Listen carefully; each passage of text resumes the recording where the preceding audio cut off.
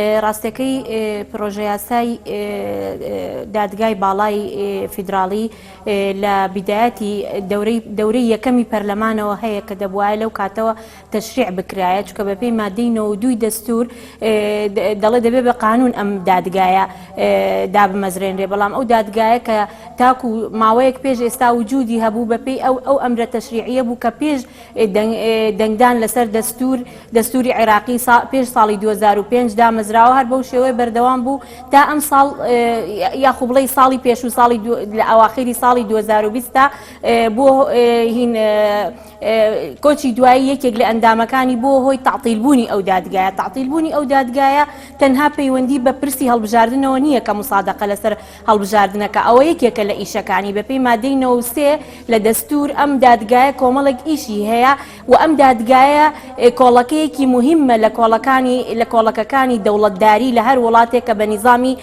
پەرلەمانی وەربگرێت، چونکە حەسمی هەموو ئەو کێشانەی کە لە نێوان دەسەڵاتەکانی تردا ڕوئەدات قسەی ئەخیر بۆ ئەم دادگایە، قسەی ئەم دادگایە حەسمی هەموو ئەو بابەتانە دەکا کە ڕوودەدەن. بۆیە ئەم دادگایە گرنگی خۆی هەیە، هەر لەبەر ئەو گرنگیشی بووە کە لە دەستورا و توانە یاساکەی ئەبێ بە دوو لە سەرسەی دەنگی ئەندامانی پەرلەمان پەسەند بکرێ. هەر ئەم دوو لە سەرسەیە و گرنگی دادگاکە وای کردووە کە لە سێ خولی پەرلەمان و ئەم خولەی ئێمەش کە خولی چوارەمە نەتوانراوە ئەو یاسایە دەربکرێت. لەم خولەی ئێمەدا خۆی پرۆژە یاساکە 24 مادەیە، 21 مادەی دەنگی لەسەر دراوە بە دەنگی دوو لەسەر سێ، ئەو سێ مادەی کە ماوە مادەی خلافیە و دەتوانین بڵین جەوهەری یاساکەیە، چونکە جەوهەری خلافە لە نێوان پێکهاتەکانی عێراقدا.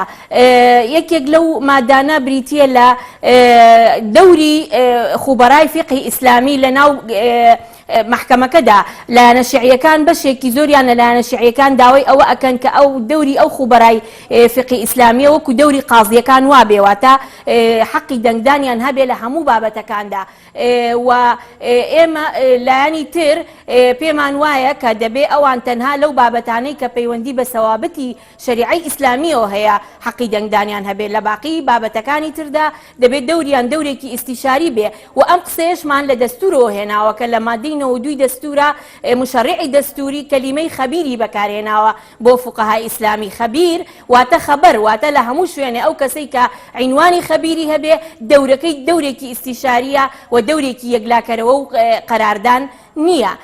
ئەمە یەکێک لە بابەتەکان. بابەتێکی تر ئەوەیە کە چ لایەنێک تەرشیحیان بکە، ئایا ئەندامانی مەحکەمەی ئیتیحادی چێ تەرشیحیان بکە، چێ مسادقەی تەرشیحکردنەکان واتە ئەمری تەعینەکان مسادقە بکە. ئەمە کێشەی دروست کردووە بۆ چونکە لە هەر وڵاتێک لە دەوڵەتانی تر کە بە نیزامی فیدراڵی وەریانگرتو مەحکەمەی ئیتیحادیان هەیە، لقی دووەمی سوڵتەی تەشریعی هەڵدەستێ یاخو مەهامی دەستنیشانکردنی ئەندامانی مەحکەمەی فیدراڵی دەگرێتە ئەستۆ. بۆ نمونە لە ئەمریکا مەجلیسی شیوخ، مەجلیسی نواب نییە، مەجلیسی شیوخە کە هەڵدەستێ بە دەستنیشانکردنی ئەندامانی دادگای فیدراڵی. بۆیە لە عێراقیشدا بۆی ئەو کێشەیەمان بۆ دروست بووە، چونکە مەجلیسی ئیتیحادمان دروست نەکردووە. ئێمە لقی دووەمی سوڵتەی تەشریعیمان هەیە بەپێی دەستور، بەپێی مادەی 65 دەستور کە مەجلیسی ئیتیحادە. خۆی لە ئەسڵدا دەبێ مەجلیسی ئیتیحاد هەڵبستێ بە دەستنیشانکردنی ئەندامانی مەحکەمەی ئیتیحادی، بەڵام لەبەرەوەی ئێمە مەجلیسی ئیتیحادمان نییە، ئێستا ڕەئیەکان جیاوازیان هەیە. هەندێک دەڵێن دەبێ پەرلەمان بێ، هەندێک دەڵێن دەبێ لیژنەیە دروست بکرێ لە سەرۆکایەتی کۆمار و سەرۆکایەتی ئەنجومەنی وەزیران و سەرۆکایەتی دەسەڵاتی دادوەری و سەرۆکایەتی پەرلەمان و ئەمانە یەکلای بکەنەوە ئەو ئەندامان. هەندێک دەڵێن دەبێ ناوەکان بێتە پەرلەمان دەنگی لەسەر بدرێ. ئەمەش کێشەیەکی ترە لە کێشەکان. کێشەیەکی تر کە مادەی 12 پرۆژە یاساکەیە بریتیە لە چۆنیەتی تەشکیلبوونی مەحکەمەکە. ئایا ئەم مەحکەمەیە بە چەندی ئەندامەکانی ئینعقادی جەلسەی دەبێ؟ بۆ نمونە ئێستا پەرلەمان بە زۆرینەی ڕەهاواتە بە ئەغلەبیەی مطلقە ئەنجا جەلسەکانی ئینعقادەکە، دەست نیسابی دەبێت. ئایا ئەم مەحکەمەیە بە چەند ئەندامی ئامادە بێ بۆ ئەوەی جەلسەکەی دروست ببێ. هەندێک پێیان وایە دەبێت زۆرینەی 2 لە 3 بێ، هەندێک پێیان وایە دەبێت زۆرینەی ڕەها بێ، هەندێک بەو شێوەیە ڕێیەکان مختلفن. جگەلەوە ئەگە جەلسەکەش دروست بوو ئەی قەرارەکانیان بە چ زۆرینەیەک بدەن. هەندێک پێیان وایە کە دەبێت قەرارەکانیان بە ئیجماع بێواتە هەر یەک ئەندام حەقی ڤیتۆی هەبێ، حەقی ئەوی هەبێ قەرارێک یا حکمێک ڕابگرێ. هەندێکی تر دەڵێن نەخێرە مەعرقەلە دروست دەکا بۆ ئیشی مەحکەمەکە، با 2 لە 3 بێ، هەندێک دەڵێن 4 لە 5 بێ، هەندێک دەڵێن 7 لە 9 بێ. بەم شێوەیە ئەم بابەتانە ماوەتەوە هێشتا حەل نەکراوە بۆ جەلسەی بەیانی. باش ئەو مادانی کە ئێستا ناکۆکی لەسەرەوە شیعەکان داوای ئەوە دەکەن کە دەبێت بەخواستی ئەوان پەسەند بکرێ و قسەیەکی شێ دەوترێت کە شیعە وتوێتی تاوەکو پرۆژە یاسای دادگای فدراڵی پەسەند نەکرێ و ئەو سێ مادەی کە ماوەتەوە بە بویستی ئەوان پەسەند نەکرێت دەنگ نادەن لەسەر پرۆژە یاسای بودجە. ئایا بەو شێوەیە؟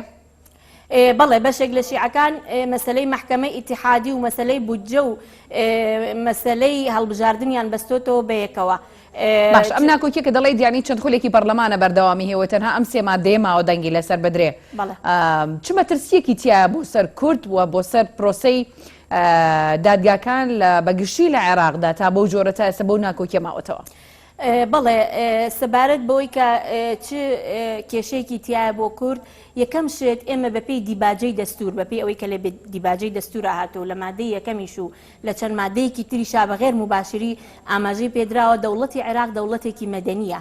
ئێمە ترسی ئەومان هەیە کە لە ڕێگەی ئەم یاسایەوە پارێزگاریکردن لە مەدەنیەتی دەوڵەت بکەوێتە خەتەرەوە و ئەمە یەکێک لە بابەتەکان. بابەتێکی تر وەک وتم محکەمەی فیدراڵی مؤسسەیەکی مهمە لە مؤسساتە دەستوریەکان لە عێراقدا. حەسمی هەموو بابەتێک کە صراع بێ لە نێوان ئەقالیم و لە نێوان مرکزە و هەروەها لە نێوان سوڵتە جیاوازەکانە، سوڵتەی تەشریعی و تەنفیزی، تەفسیری قانونەکان، ئەمانە هەمووی لە لای ئەوان یەکلا ئەکرێتەوە. قسەی ئەخیر و حاسم بۆ ئەوانە، قەراراتی ئەوان قەراراتی باتە، یعنی لە دوای قەراری ئەوان هیچ شوێنێک نییە تۆ سکاڵای لەسەر بکەی یا ئیعتیرازی لەسەر بگری. لەبەر ئەوە ئەمە خەتەریەتی تێدایە بۆ کورد ئەگەر ئێمە زەمانی ئەوە نەکەین کە لەو محکەمەیەدا حەقمان پارێزراو دەبێت بە تایبەتی لە دوای ئەوەی کە ئێمە لەم ئەخیرەیە تەوەجوهێکی خراپ دەبینین لە بەرامبەر بە لێتان ناشارمۆ لایەنە شیعیەکانەوە بەرامبەر بە کورد و بە کیانی هەرێمی کوردستان. باشە بەێسرین بۆ چوون کە ئێستا لە پەرلەمان گفتوگۆی لەبارەوە دەکرێت سەبارەت بەو سێ مادەی کە ناکۆکی لەسرە چییە و قەرئەروا چ گۆڕانکاریەکی تیا بێت و ئەو گۆڕانکاریانە لە بەرژەوەندی کوردن؟ بەهێزترین بۆ چوون ئەوەیە کە ئێمە موافقین لەسەری ئەگەر بێت و شیعە ڕازی بن و تەوافق بکەن لەسەری ئەویش ئەوەیە کە ئەو فوقەها ئەو خوبەرائانەی فقهی ئیسلامی لەو بابەتانە کە پەیوەندی بە سەوابەتی شەریعەی ئیسلامیەوە هەیە با دەوری قەراردانیان هەبێ، بەڵام لە بابەتەکانی تردا دەوریان دەورێکی ئیستیشاری بێ، چونکە ئەوان ئەسڵەن بۆ ئەو بابەتانە دانراون کە پەیوەندی بە سەوابەتی شەریعەی ئیسلامیەوە هەیە. بەڵام بابەتەکانی تر ئەو بابەتی قەزائیە، پێویستەکە قازی حکمی تیا بدا. بۆیە ئەمە بۆ چوونێکە کە زۆرترین هەتا سونەکانیش لەسەری ڕازین، زۆرترینی کوردیش لەسەری ڕازیە، بەشێک لە شیعەکانیش لەسەری ڕازین و تەنانەت ئەو ڕۆژەی ئەخیر ڕۆژی جەلسەی پەرلەمان وەبزام 8 مانگ بوو ویسترا دەنگی لەسەر بدرێ ئەم بابەتە. لە ناو جەلسەیە بەشێک لەلایەنە شیعیەکان تەراجوعیان کرد لەوەی کە دەنگ بدەن لەسەر ئەو بابەتە، لەبەرەوەی ئێمە نووسیبوومان فقط في المسائل المتعلقة بثوابت الشريعة الإسلامية لسر أو كلمة فقط بيان وابونا بأو فقط دابن ريو إيمج بمان وايد بيك أوان دوريان تنها لو نك دوريان تنها لو بابتانا هبي بلكو دوري قراردانیان لەو بابەتانە هەبێت لەوە بابەتەکانی تر دەوریان دەورێکی ئیستیشاری بێ. ئەمە ئەو باشونێک پێم وایە لەوانەیە بگەینە اتفاق لەسەری. سەبارەت بە ئەندامانی ئەنجومەنی دادگای باڵای فدراڵی عێراق کە ئێستا پێکاتوە لە 9 ئەندام و شیعە دەوترێت داوای 5 ئەندام دەکا. 5 ئەندامیان بەردەکەوێت یاخود سوورن لەسەر و داوایان؟ پێم وایە لەسەرەوە کێشەمان نابێ، بەڵێ 5 ئەندام بۆ ئەوانە بێت و ئەندامەکان زیاد کراوە. قازیەکان بریتین لە ڕئیس و نائیبی ڕئیس و 7 قازی ئەمەنەوە، چوار خوبەرای فقی ئیسلامی و دوان لە فقەهای قانون کراوە بە 15 دانە لەبەرەوە بڕوا ناکەم کێشەیەکمان هەبێ لەسەر عەدەدەکە لەسەر عەدەدەکە کێشەمان نابێت. بەڵام یەک بۆچوونی تر هەیە ئەگەر بێت و لەسەر ئەم بابەتە نەکەینە ڕێکەوتن ئەوە بۆچوونێکی تر هەیە کە تعدیلی ئەو یاساژ نییە ئەمرێکی تەشریعیە کە ئێستا محکمەی ئیتحادی ئیشی پێەکە تعدیلی ئەو مادەیە بکەین کە نیسابەکەی کە ئێستا بۆتە هۆی ئەوەی کە محکمەی ئیتحادی تعطیل ببێ تعدیلی ئەو مادەیە بکەین کە نیسابەکە تەواو بکەینەوە جارێکی تر بۆ ئەوەی ئەو محکمەیە بکەوێتەوە ئیش ئەوەش حلێکی ترە بەڵام من بۆ خۆم وەکو بەهار لەگەڵ ئەو حلە نیم لەبەرەوەی ئەو حلە دەستوری نییە چونکە بەپێی دەستور دەبووە لە ساڵی 2005ەوە لە دەورەی یەکەمی پەرلەمانەوە ئەم یاسایە دەربچێ بۆیە حلە دەستوریەکە بریتە لە دەرکردنی یاساکە. باشە خاتو بە سەبارەت بە دەنگدان لەسەرم پرۆژە یاسایە و بەستنەوەی بە پرۆژە یاسای بودجەی 2021 عێراق کە ئێستا دەوترێت سبەینێ لە کارنامەی دانیشتنی پەرلەمان لابراوە ئەم پرۆژە یاسایە عەرقەلە بۆ پرۆژە یاسای بودجە دروست دەکات بەو ڕادەی کە نەتوانرێت دەنگی لەسەر بدرێ. خۆی بابەتەکە پەیوەندی بە ئەوە هەیە کە پرۆژە یاسای بودجە پرۆژە یاسایەکە پەیوەندە بە قوتی خەڵک و پەیوەندی بەڵام شیعە ئێستا دەنگدانی لەسەر پرۆژە یاسای بودجە بەستۆتەوە بە دەنگدان لەسەر پرۆژە یاسای دادگای فیدراڵی. بەڵێ وە گرنگیەکی تایبەتی هەیە لە عێراقدا بۆیە شیعە ئەمە بەکاردەهێنن بۆ ئەوەی کە خواستەکانیان لە قانونی محکمەی ئیتحادیە جێبەجێ بکەن و ئەمە شتێکی ڕاست نییە چونکە ئەمە معنای ئەوەی تۆ ئەوە گەوەی کە لەلایەن حکوومەتی هەرێمەوە ڕوودەدا قوتی خەڵک بەکاردەهێنی بۆ بەدەستهێنانی ئامانجەکانی خۆت بۆیە ڕاز نییە بەڵام ئێمە ئەگەر مەسەلەمان لەسەر ئەوە بێ لەبەرەوەی کە جناب تزانی شیعە زۆرینەی پەرلەمان پێک دێنن ئەگەر ئەوان جارێکی تر وەکو ئەوەی لە یاسای قەرزا کردیان جارێکی تر پەنا بۆ زۆرینە ببەنەوانێ ئەتوانن تعطیلی دەنگدان لەسەر بودجە بکەن جگەلەوە ئەگەر هاتون نەتوانن تعطیلی دەنگدانیش بکەن لەسەر بودجەواتە زۆرینەیان بۆ تێک نەدرێ